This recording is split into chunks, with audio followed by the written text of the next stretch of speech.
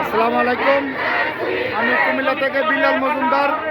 আপনারা দেখেন এখানে অনেক গার্মেন্টসের ব্যবসার লোকেরা রাস্তা বন্ধ করছে, কিন্তু আসলে এই রাস্তা বন্ধ করছে এখানে কয়েকজন শ্রমিক। আপনারা দেখাই, ওইদিকে দেখেন আপনারা একটা লাশবাহী গাড়ি অ্যাম্বুলেন্স কিন্তু যাইতে পারতেছে না। তারপরে দেখুন হাজার হাজার গাড়ি। এখন এই যে রাস্তা বন্ধ, এই যে প্রতিবন্ধকতা রাস্তায়, এই যে সাধারণ দুই একটা গার্মেন্টসের শ্রমিকের জন্য আজকে এই হাজার হাজার মানুষের দুর্ভোগ, এই সমস্ত জিনিস ঠান্ডা মাথা দেখতে হবে কর্তৃপক্ষরা। কেননা এই আমরা এই ঢাকা চট্টগ্রাম হাইওয়ে রুট হলো সারা বাংলাদেশের, আমি মনে করি একটা মানুষের যেরকম এই লাঞ্চ ফুসফুস, এটা হলো বাংলাদেশের এই যে পদরবাজার বিশ্ব রুট হলো, এই বিশ্ব রুট হলো মানে বাংলাদেশের একটা ফুসফুস।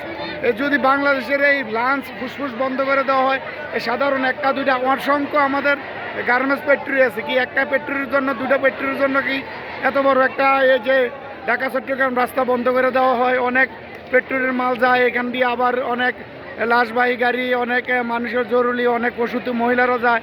সর্বমিলে আমি দেখতে পাই আমাদের এই যেই কুমিল্লার এই একটা দুটা গার্মেন্টসের জন্য যদি সারা বাংলাদেশ এভাবে মানুষের দুর্ভোগ সৃষ্টি করে, এমনি হলো যে যুদ্ধের কারণে আপনার হরমুজ কলোনি দিয়ে তেল আসে না, এই কারণে অনেক আমাদের বাংলাদেশের মতো ছোট ছোট দেশগুলো কিন্তু এখন এই অর্থনৈতিকভাবে চাপে আছে। এগুলা যদি আমাদের এই মররূপে খাড়া তৈরি করে, তাহলে দেশের মানুষের কি অবস্থা হবে?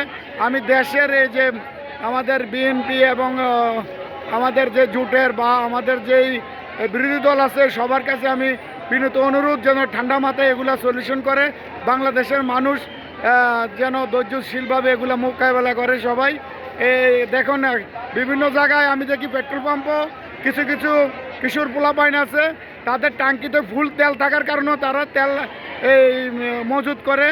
এইভাবে কিন্তু দেশে একটা বিশৃঙ্খলা সৃষ্টির চেষ্টা করে। এগুলো যেন আইনশৃঙ্খলা বাহিনী এবং বিভিন্ন দপ্তর যেন তৎপর হয়ে যেন এগুলা ঠান্ডা মাথা মোকাবেলা করে। আমি বিলাল মজুমদার, পদরবাজার বিশ্বর থেকে বলছি। আসসালামু আলাইকুম রহমতুল্লাহ ওয়া বারাকাতুহু।